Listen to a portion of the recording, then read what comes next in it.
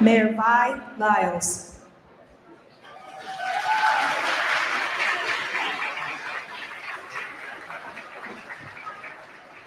Hello, Charlotte. Oh my gosh, look at us, look at us.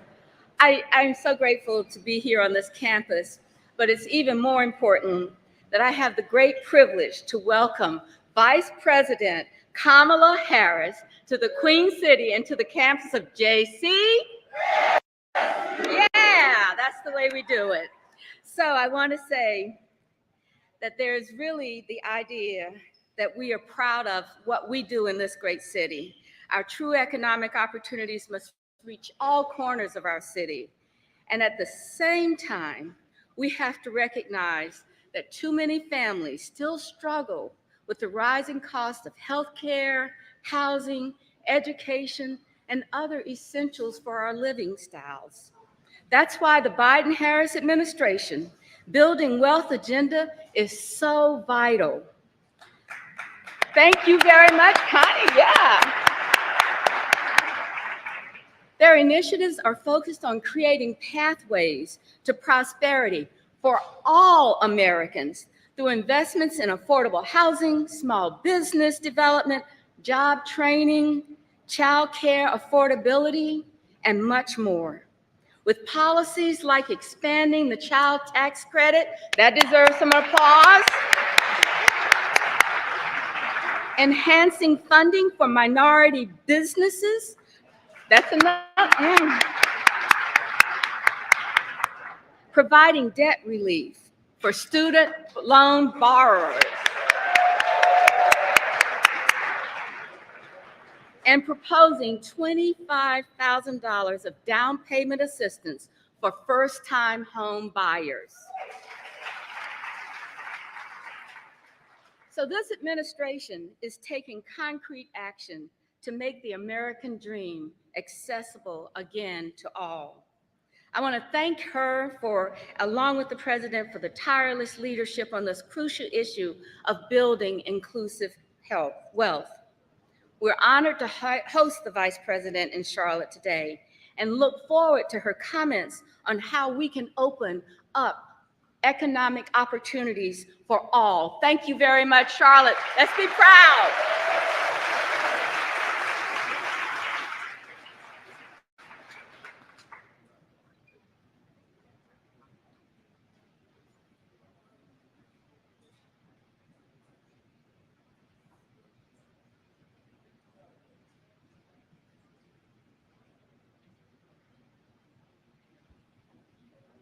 Please welcome U.S. Department of Health and Human Services, Deputy Secretary Andrea Palm.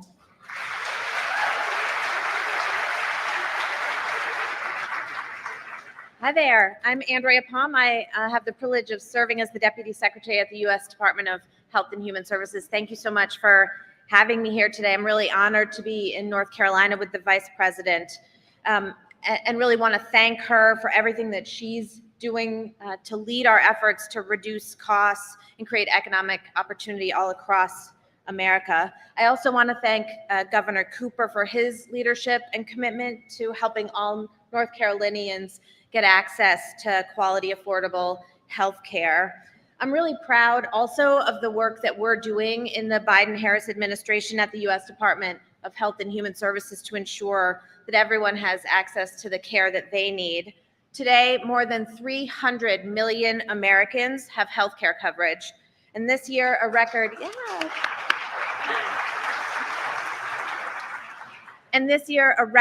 number at 21.4 million people signed up for health coverage through the Affordable Care Act marketplaces. That's a record number for us.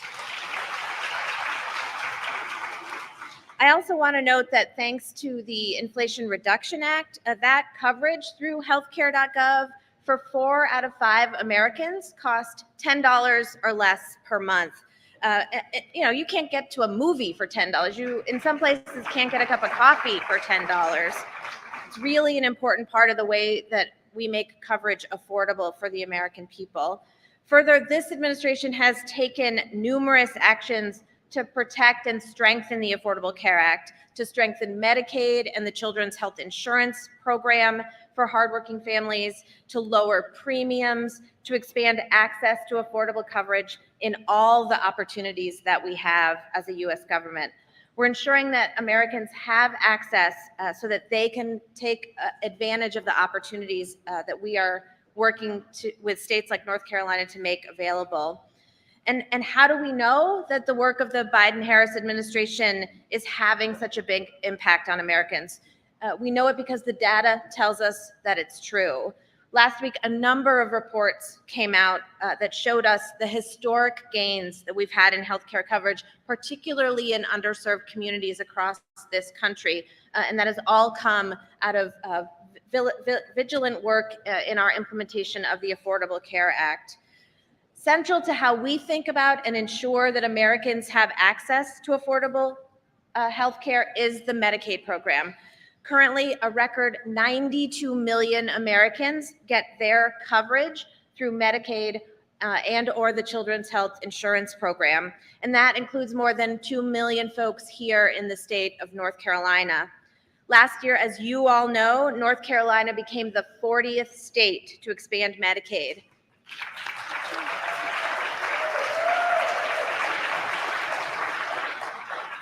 And that means that more than 600,000 North Carolinians became newly eligible to gain access to health care coverage. And as of today, the governor and I were just talking about it backstage, more than 480,000 North Carolinians have availed themselves of this new opportunity. And that is really important progress in a very short amount of time since enactment of that law. And certainly it would not have been possible without the leadership of this governor. And we at HHS want to express our heartfelt thanks to the governor for his partnership, for his tireless work to get that bill across the finish line and to drive implementation so that you all are where you are today. And so we really are, as a nation, closer than we have ever been to thinking about healthcare as a right for all and not a privilege for a few. I also want to talk a little bit about the work that we're doing to lower costs in the healthcare system and are really proud of some of that work. Under President Biden and Vice President Harris's leadership, Medicare covered insulin is now capped at $35 a month, making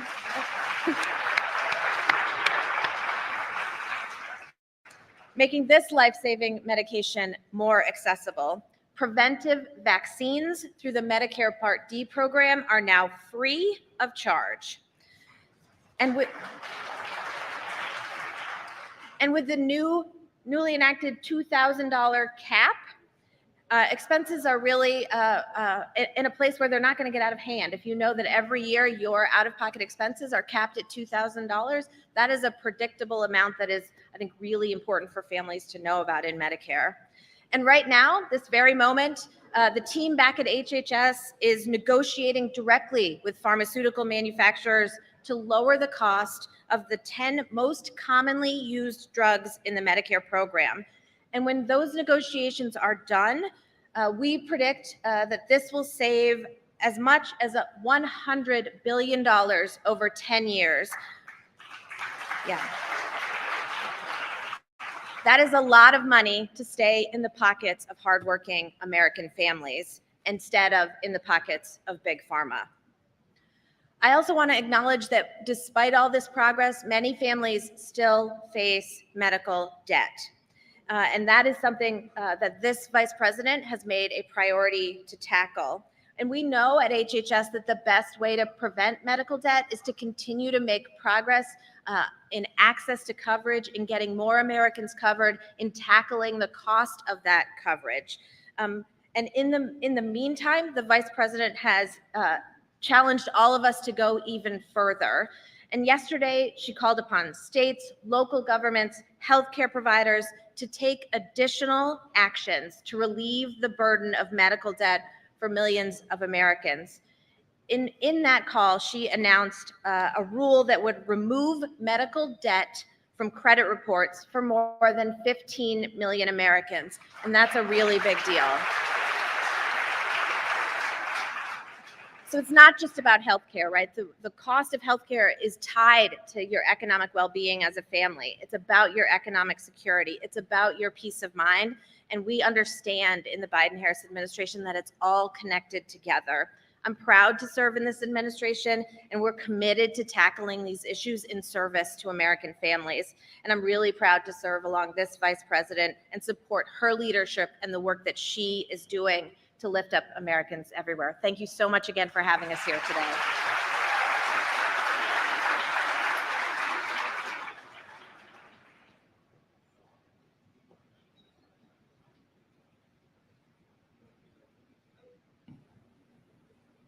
Please welcome U.S. Department of Housing and Urban Development, Acting Secretary, Adrienne Todman.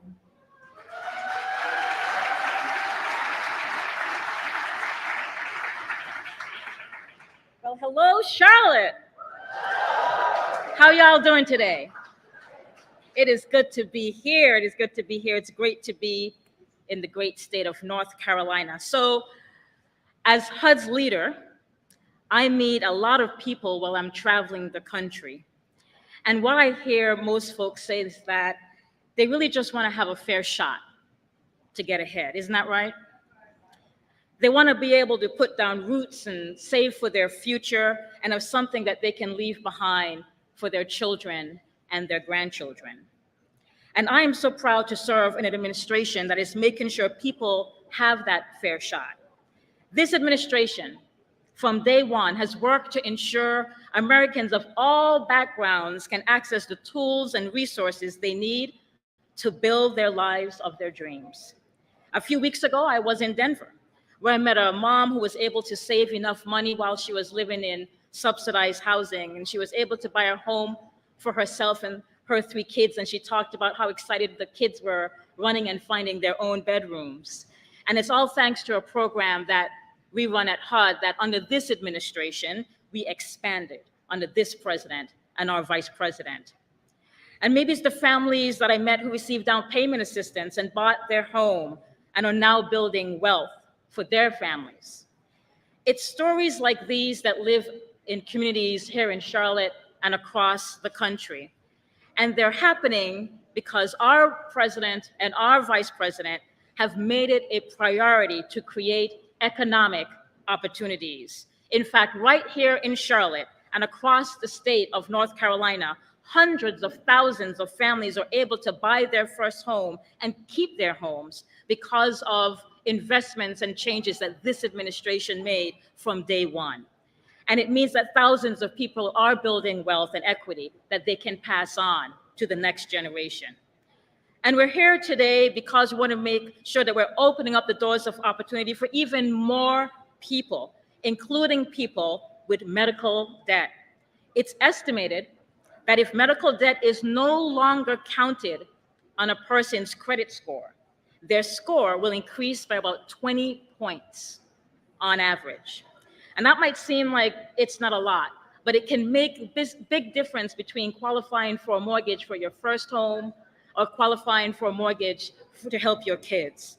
In fact, it's estimated that this change alone will lead to some 22,000 new mortgages. So that means 22,000 families being approved every year. And more families can reap the benefits of generational wealth through home ownership. And I'm happy to say that because June is National Home Ownership Month. And this is what's possible when you have a president and a vice president and my colleagues across the federal family who are making sure that everyday folk can realize their dreams. For example, in this administration, we've invested millions of dollars into housing counseling services so people get trustworthy advice when they're buying their first home. It's hard enough, and sometimes you need somebody to help you with that really complex path. And last year, as interest rates went up, didn't they go up though? As interest rates went up, Vice President Harris announced a historic cut in HUD's mortgage fees, a change that has helped more than 680,000 people across this country save almost $1,000 just in the first year of their mortgage and over $600 million just in the first year alone. Thank-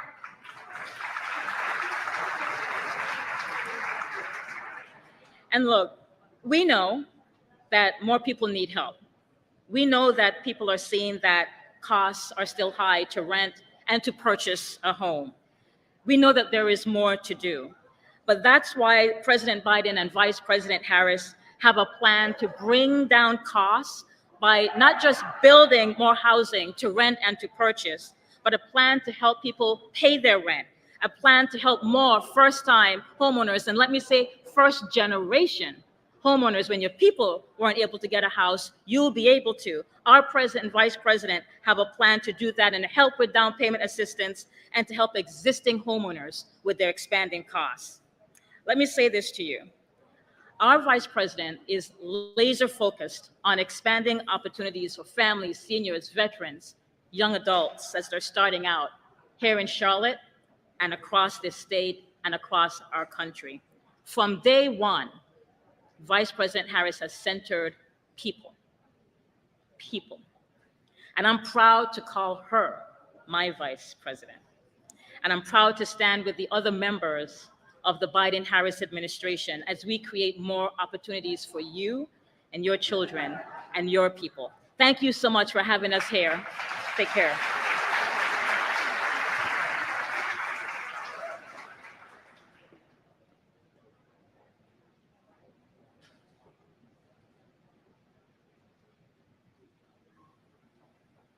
Please welcome Governor of North Carolina, Roy Cooper.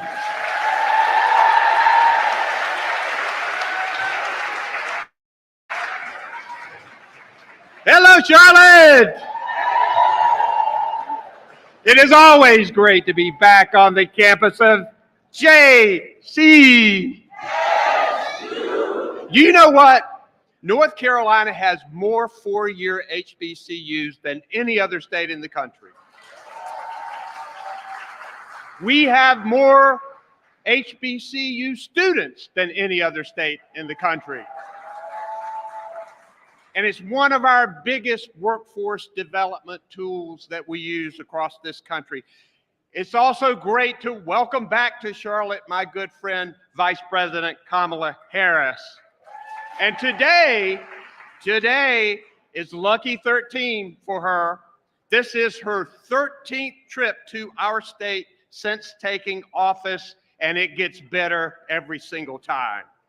She's here today on her economic opportunity tour, visiting states across the country, showing how the Biden-Harris administration has been supporting communities and helping people thrive and giving people more opportunities. North Carolina has been very happy to be a big part of that success. We've been named the #1 state for business 2 years in a row. We have a proven track record of reeling in great paying jobs, and we're laser focused on helping small businesses and launching them to grow their companies.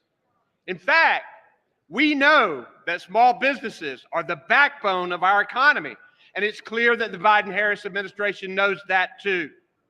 They also know that the ladder of economic opportunity is harder to climb for some people just because of their race, their gender, their background, or their socioeconomic status.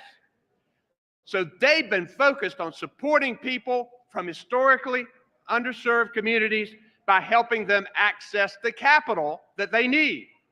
Their unprecedented investments in helping small businesses have fostered the fastest creation of Black-owned small businesses in more than 3 decades.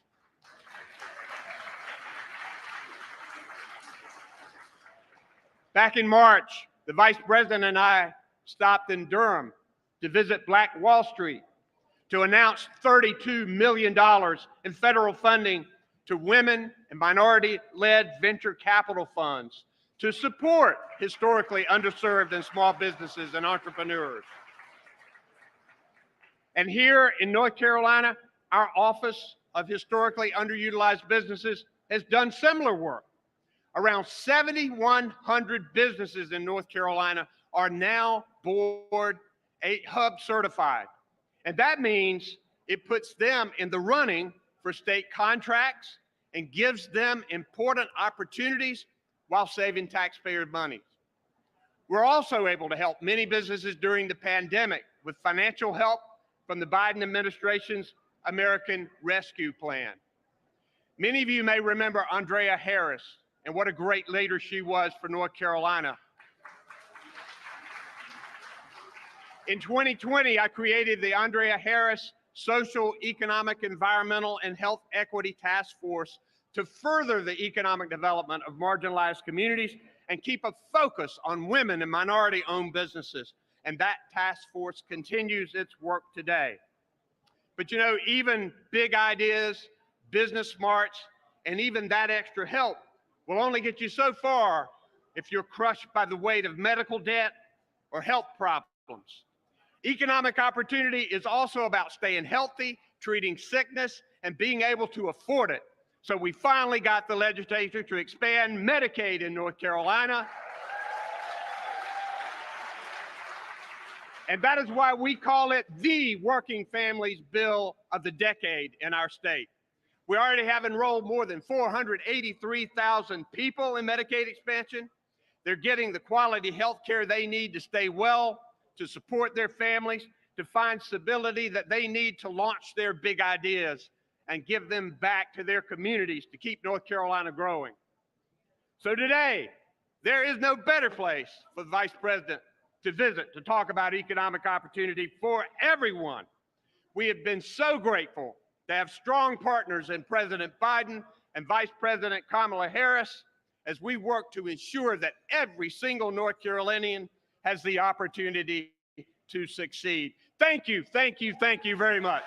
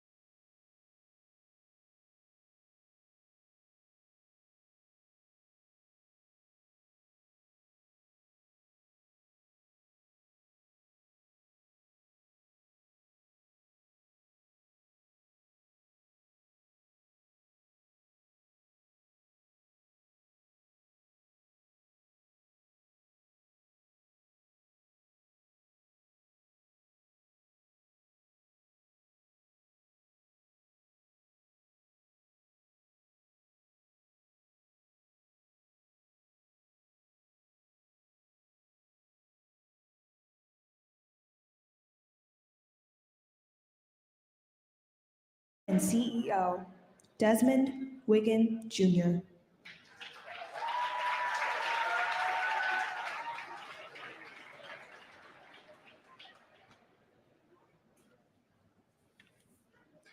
Greetings, everyone. My name is Desmond Wiggin, and it is truly an honor to be before you today. I am a proud representative of Charlotte, the city of Charlotte, because this is the city that raised me, it's where I raised my family, and it's where I founded my company. I owe much to my family as a first-generation American with roots in Jamaica. My parents sacrificed their careers to provide opportunities for me and my younger brother for time here in the States, instilling values to work hard and persevere, which I still hold with me today. I am also a proud husband and father, dedicated to my lovely wife that's in the audience, AKA my co-founder, and my 2 young children. I'm also a graduate of the Winston-Salem State University, Ram Pride, and also a member of Alpha Phi Alpha Fraternity Incorporated. But today, I stand before you as the CEO and founder of Battery Exchange, a startup committed to creating equitable access to connected technologies. Our mission is to be at the intersection of mobile, energy, information, and resources for citizens and organizations alike. In fact, we actually have our product at Johnson C. Smith University, offering students energy, but also career opportunities and internships with our corporate partners. See, Charlotte is not just home, it's my foundation for my entrepreneurial journey. Cities like Charlotte across the United States are emerging powerhouses bursting with potential. And I am thrilled about the opportunity to have intergenerational wealth in these communities. As someone who confronts entrepreneurship and the landscape of entrepreneurship head on, I know firsthand the difficulties of raising capital and building an organization. Witnessing the rulings against organizations such as like the Fairless Fund, who is fighting for equitable access, is disheartening. Those efforts underscore the importance of Vice President Kamala Harris's work and the initiatives like the SSBCI. I'm thankful to be awarded the funding opportunity through the HBCU Founder Initiative on behalf of NextCubed and the NC Rural Institution. Vice President Harris's leadership in securing funding for founders like myself is not just a policy effort, it's a lifeline to entrepreneurs like myself, striving to create dreams and make them reality. Vice President Harris inspires me with her unwavering commitment to creating opportunities for underrepresented communities. She fights tirelessly to ensure that entrepreneurs like myself, regardless of their background, have the resources they need to succeed. Her vision and dedication are the setting foundation for a more equitable environment. I'm thankful for this opportunity to talk about myself, my organization, and the capital impact towards entrepreneurial growth. But now, what you guys are all waiting for, we're going to get into a riveting conversation about the amazing work that's happening with the Economic Opportunity Tour. First, I would like to introduce Bakari T. Sellers and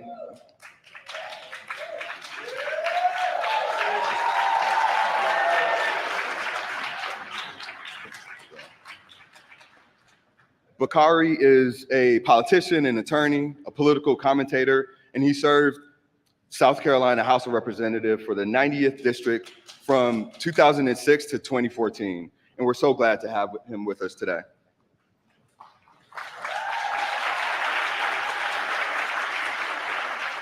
Next up, you guys might know this name. I'd like to introduce Mr. Michael Ely, actor and activist.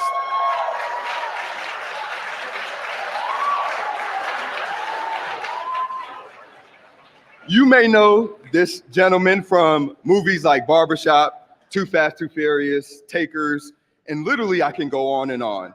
We're excited to have you as well. And now, without further ado, it is my distinct honor to introduce the first woman to be elected as Vice President for the United States, Miss Kamala Harris.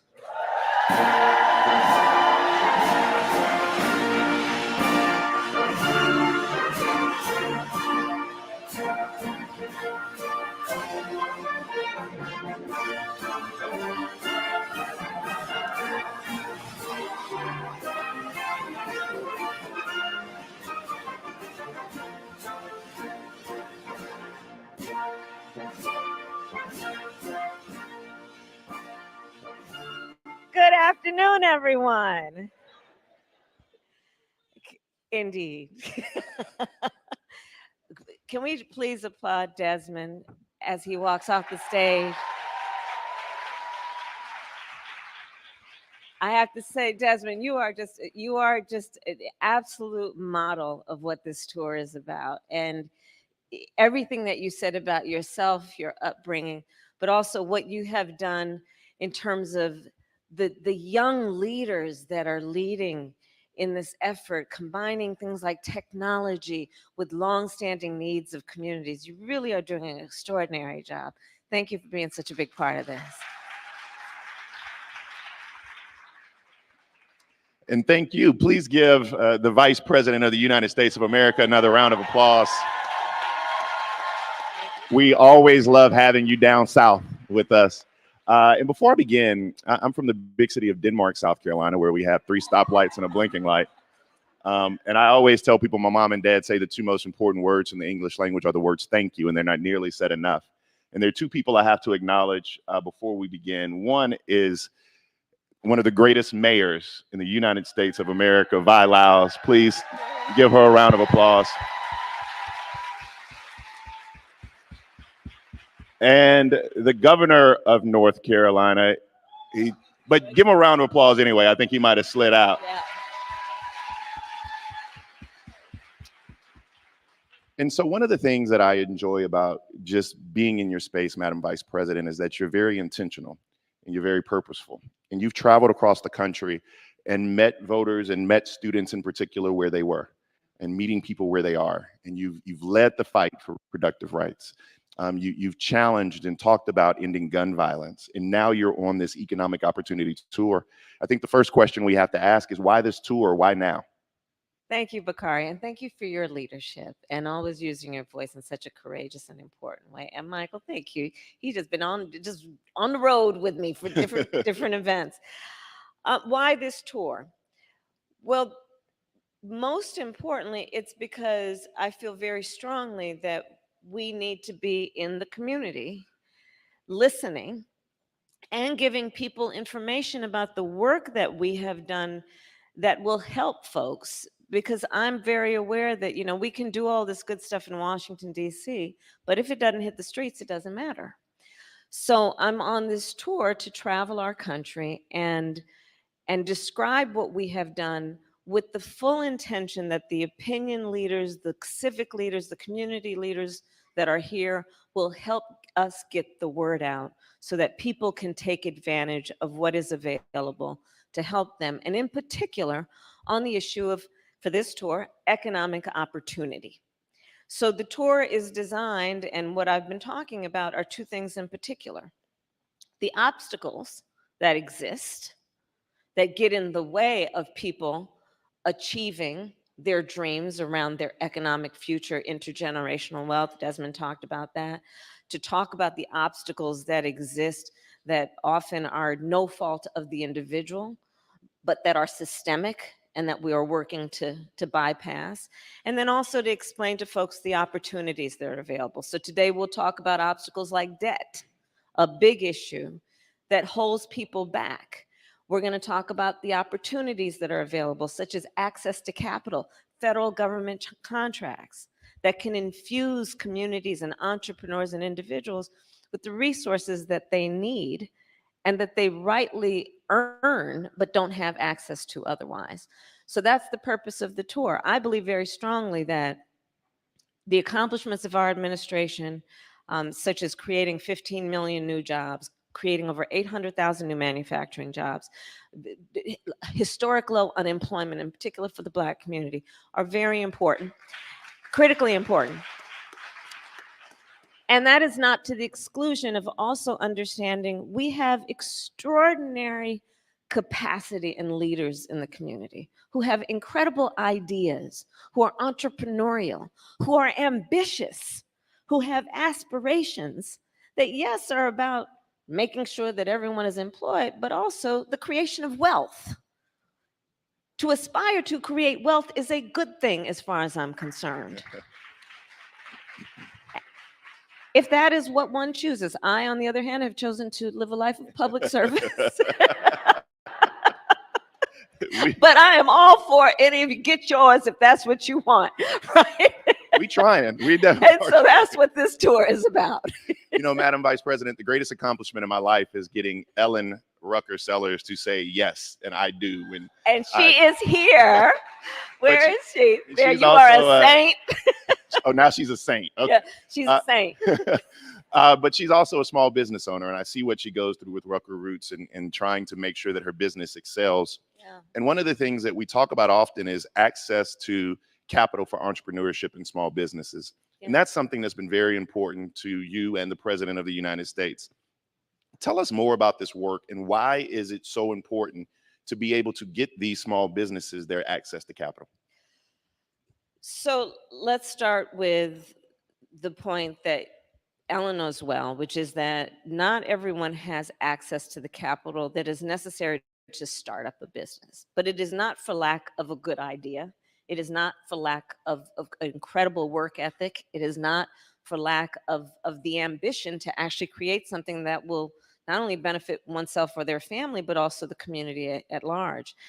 And so the focus of my work since my days in the Senate has been to expand access to capital, and in particular to do that through community banks. Because community banks are self-defined. They are situated in the community.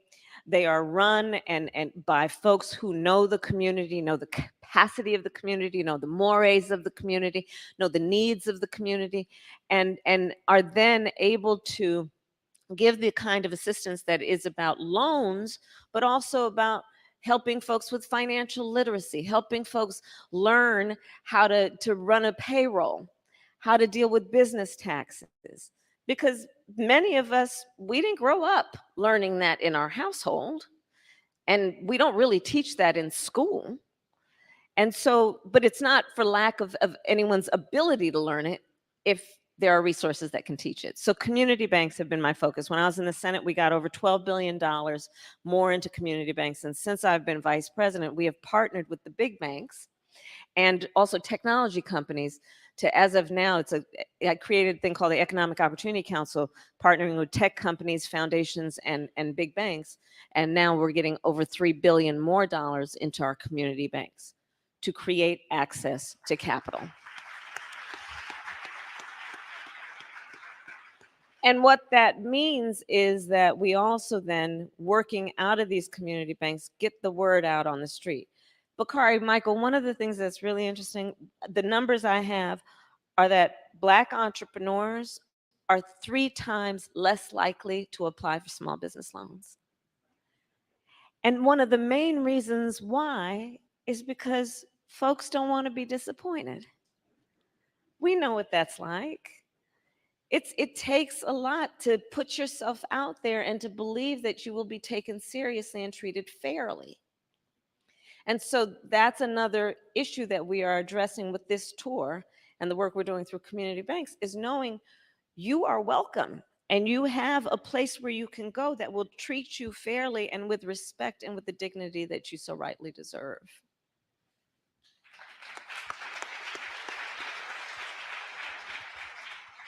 Madam Vice President, it's an honor to be here with you today. I think this tour is such a great idea, and I think just it's working, one. And two, I think it's always great for the people to hear directly from you what is happening, what is being done.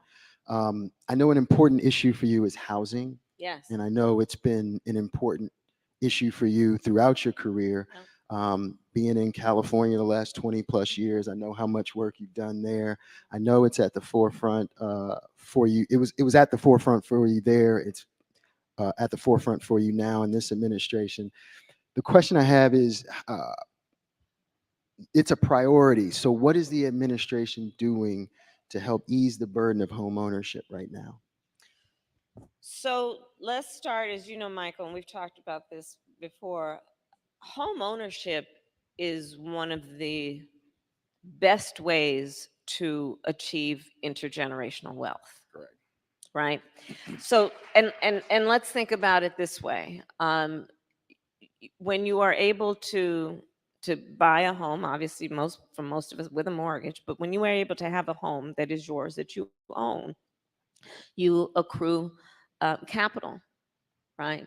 And that means that when your child says, you know, okay, now everybody, I think everybody in North Carolina can handle this. When your child says you want to go to Howard University, I couldn't help myself. We know.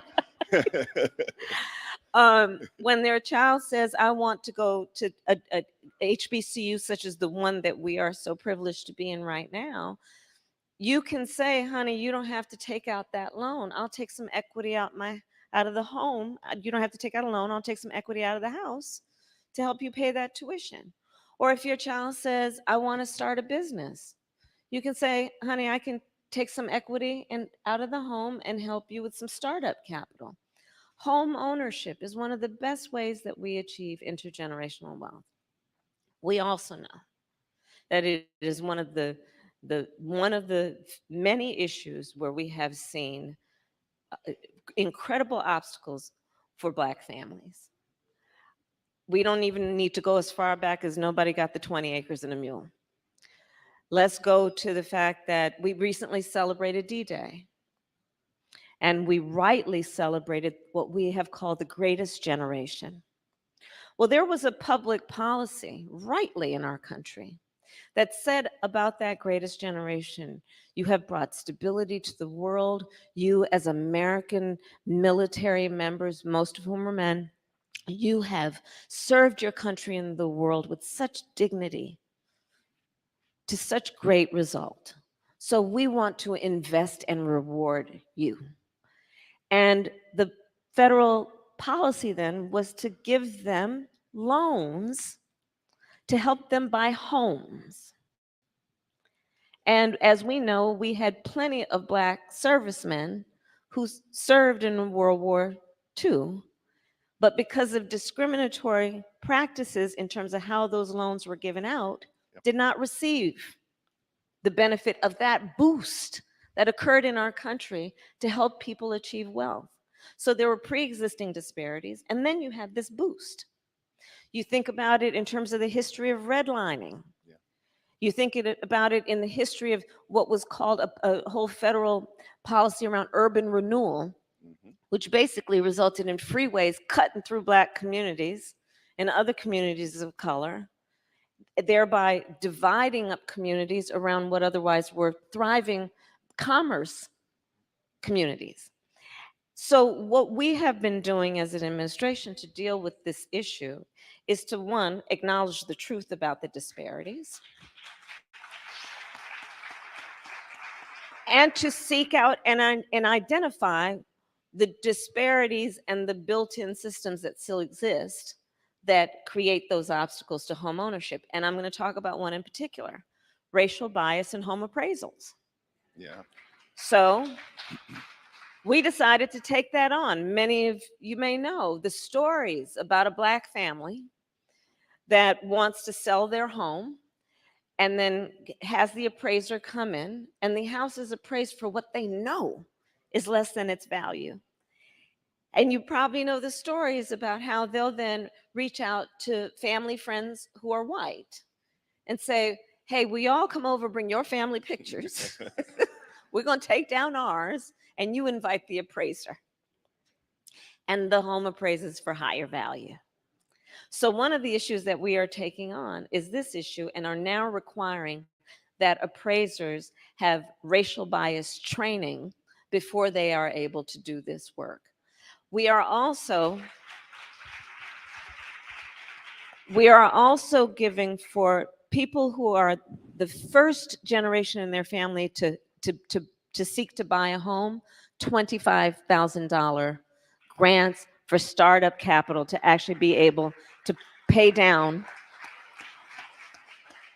on home ownership. $25,000 if you are first, or you are the generation that is the first in your family to be able to buy a home. The other thing we are doing is for a certain tranche of folks, helping them first-time homeowners, $400 a month in credits toward paying your mortgage.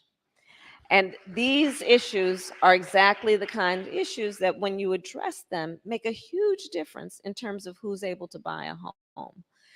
And that matters. And you know, listen, you probably are sensing from the things that I'm describing, we have been taking a critical look at those specific pieces of the system that have long gone overlooked, that are, you know, that the story about the princess and the pea, that seemingly small thing that makes all the difference. These specific aspects of the system that have kept people from achieving their dreams. Another issue that we have been dealing with is federal contracts. So if you get a federal contract, being very frank, unless you mess it up, it's yours for life.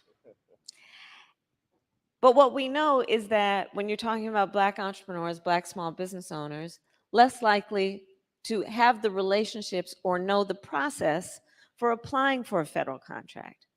When President Biden and I came in, we committed to increase federal contracts to minority-owned businesses by 50%, and we're on track to get that done by the end of 2025. Part of this tour is to create information and available to everyone here to know how you go about applying for federal contracts and which federal contracts are up. Because remember, we also came in and are finally fixing the infrastructure problem in America. You know, somebody talked about Infrastructure Week, which never happened. We actually got it done. Think about the number of contracts, federal contracts, based on the money we are putting literally on the streets of America to upgrade our sidewalks and our bridges and our freeways. Do you know that the 90% of construction companies employ 20 or fewer people? Those are small businesses. And then we have all this federal work that is happening around construction work.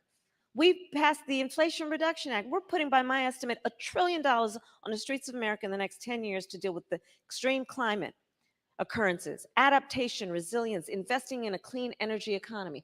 Those are federal contracts.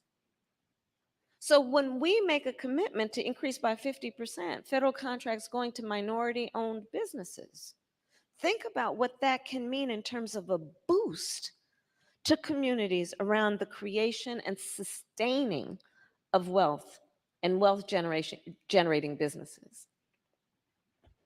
Wow. It's amazing to hear it directly from her, isn't it? It's just amazing. One of the things you brought up when we first sat down was you talked about how debt is affecting people, whether it be student loans or medical debt. Yeah. How do you feel like what is the administration doing to help kind of address these obstacles? And, you know, how can we move forward? Right. So debt is probably one of the biggest issues that holds people back in our country.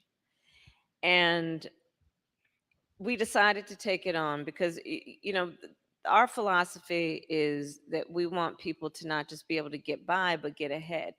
And debt is one of those things that holds people back from getting ahead. So we decided to take on, for example, the issue of student loan debt. I will say that here at this incredible HBCU, one of the things we know is that Black students are more likely to be Pell Grant recipients and take out student loans and endure for years, if not decades, student loan debt. And what that does to then hold back their ability to aspire to have a family, buy a home. So we decided to take it on, and not without great opposition from people in Washington, D.C. Let's be clear about that. They didn't want this. They said, well, I got mine, you should be able to do yours. Instead of taking into account, again, what we have already discussed in terms of where people start. Not everybody starts out on the same base, right? And that's part of our mentality and thinking about this. So we have now forgiven over $160 billion in student loan debt, benefiting about 5 million people. I have met just today people who have had their student loan debt forgiven. Please testify. And what it has meant, for example, we've also doubled the amount of student loan debt that we have forgiven for public servants, such as firefighters, nurses, teachers. God knows we don't pay them enough as it is. So this has been a game changer for so many. I've met now a number of teachers, for example, who came up to me with tears about how for decades they've been living with tens, if not as much as hundreds of thousands of student loan debt, but they loved teaching so much that they would not leave the profession, but they would tell me about other teachers who just couldn't afford, with those salaries being so low and that debt, to get by. So again, it's not only about our accomplishments on the issue of the creation of wealth, it's equally important, Bakari and Michael, to understand why. You got to see people and understand that people have many facets to their life. And when people work hard and do good work, the system should reward that, right? Medical debt. So medical debt. Medical debt, for the most part, comes about because of a medical emergency for the majority of people, which means what? Wasn't planned. Nobody asks to be sick or experience a medical debt. It's not something people bring upon themselves. And it can result in, again, tens, if not hundreds of thousands of dollars of debt as a result of that medical emergency. And forever until now, that could count against your credit score. Your credit score is supposed to be a measure of, are you financially responsible? Why would we say that medical debt is a measure of whether you're financially responsible? That doesn't make any sense, and it's not right. So we have now made it so that medical debt cannot be a part in calculating your credit score.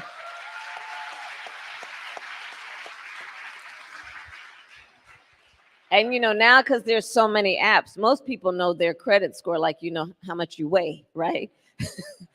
And what that number means in terms of your eligibility for a car loan, home loan, or even just to get an apartment lease. So this is going to be a game changer for so many people. And again, it's about, debt is not just about a financial number.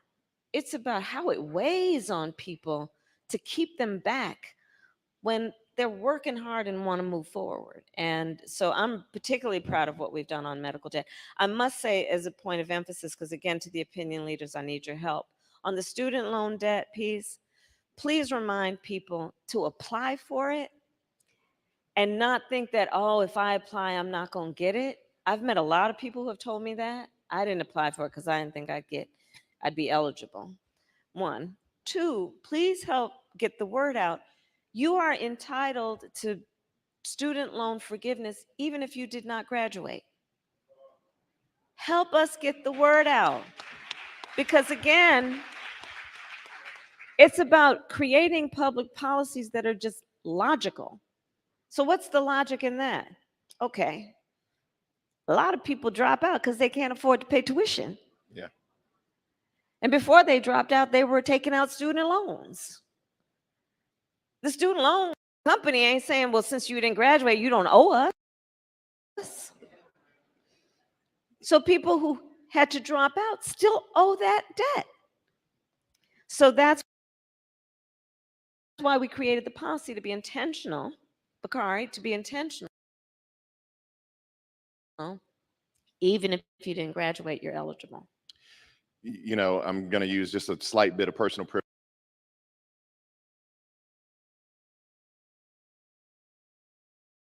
privilege because you talked about being intentional for this last question. And I think that the White House and yourself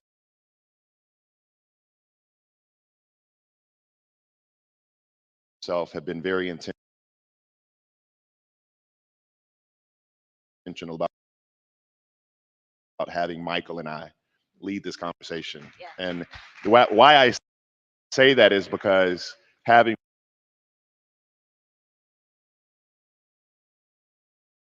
Black men a part of this conversation is so very important. Yeah.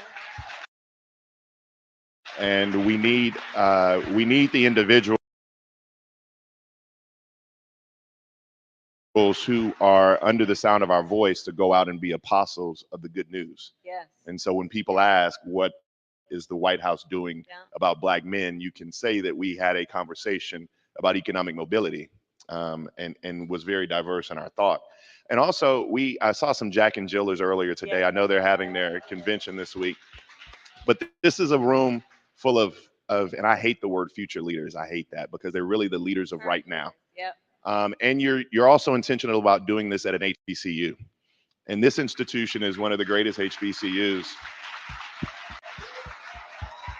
Now, Michael may not know this, but the greatest HBCU is Morehouse College, but I digress. But what would your advice be? You do you, Bakari. You do you. Howard's in the top 10-ish. So what advice would you give this room full of the leaders of right now? Not future leaders, but these young people who are the leaders of this moment that we're in. The first piece of advice I have is dream with ambition. And never apologize for your ambition. Never apologize for that. It is a good thing to have ambition. I will also say this. I eat no for breakfast. I don't hear no. And many times in your life, you're going to hear no. Someone is going to, maybe even many people say to you, oh, it's not your time. Oh, nobody like you has done that before. Oh, they're not ready for you. Oh, and then I love this next one. Oh, that's going to be hard work. Really? Don't hear that. Don't ever hear that. And I've got a whole lot of advice. The other piece of advice I would offer, so you just open that up. Many times you're going to find whether you are in a boardroom, a meeting room, in a room where you need to pitch, where you're going to be the only one that looks like you in that room. Mm-hmm. And what you must remember, and I'd ask you to look around this room right now, what you must remember is you are never in that room alone. We are all in that room with you, expecting that when you walk in that room, you walk in chin up, shoulders back, understanding the voice and the voices that you carry that are so proud of you being in that room and are applauding your presence in that room. That is critically important. That is critically important. You got to be able to see what can be unburdened by what has been. And never allow yourself to put any barriers on yourself based on other people's limited ability to see who can do what. That's their problem, not yours. Yes, ma'am. Before you do the rope line, may I ask you for a favor? Yes. It's Michael's favor. Can we take a selfie Yes, right here? All right. absolutely. Thank you so much. Oh, but I do have one more thing. A week from today is Juneteenth. And I would add, so we have decided, and I have issued a call to action. It's our newest federal holiday. I was proud as a member of the United States Senate to sponsor a piece of legislation to make it a holiday. And a lot of people have been wondering of the various ways that traditionally Juneteenth has been celebrated, as now it is a national holiday, how do we do it going forward? And what I'd ask is everyone to consider, in addition to your normal tradition for Juneteenth, think of it as a day of action to register people to vote. Please. Thank you.